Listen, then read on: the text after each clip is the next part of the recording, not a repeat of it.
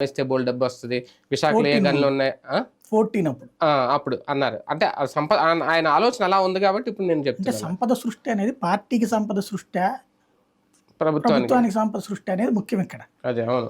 ఆంధ్రప్రదేశ్లో ఉన్నటువంటి గనులన్నిటినీ ఉమ్, ప్రైవేటోడికి ఎవ్వడికి ఇవ్వకుండా ఉమ్, శుభ్రంగా ప్రతి లారీ పర్ఫెక్ట్గా ప్రభుత్వం అమ్మితే ఉమ్, ఏడాదికి 50,000 కోట్ల రూపాయలకి తక్కువ రాదు.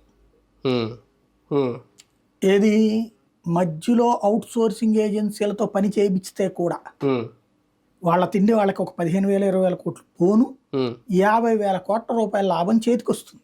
ఉమ్, అది అక్కడ వైజాగ్ దగ్గర గనుల, ఉమ్, ఇక్కడ గనుల, అన్ని గనులు ఉమ్, 50,000 కోట్ల నుంచి 75,000 కోట్లు ప్రతి ఏడాది ఉమ్, వ్యక్తులు సంపాదించుకున్న రాజకీయ పార్టీలకు సంబంధించిన నాయకులు. ఉమ్, అది పాలరాయ, లేటరైట, బోటరైట, ఇట్లాంటి ఏమైనా కానీ అవును.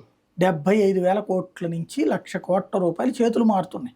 ఉమ్, ఇందులో 50,000 కోట్లు పెద్ద తలకాయల దగ్గరే చుట్టుకుంటున్నాయి. ఉమ్, ఇప్పుడు నిజంగా చేయమనండి. ఉమ్, రెండవది, ఉమ్, డిస్టిలరీలు ప్రైవేట్ వాళ్ళ దగ్గర ఎందుకు, అవన్నీ జాతీయం చేసేయండి. ఉమ్, వాళ్ళకి మినిమం 10% మీకు ఇస్తామయ్యా ఉమ్, అని చెప్పండి. ఉమ్, రాష్ట్ర ప్రభుత్వం తరపున ఉత్పత్తి చేయండి, అవన్నీ ఉమ్, అవి తీసుకొచ్చి ఇక్కడ అమ్మండి.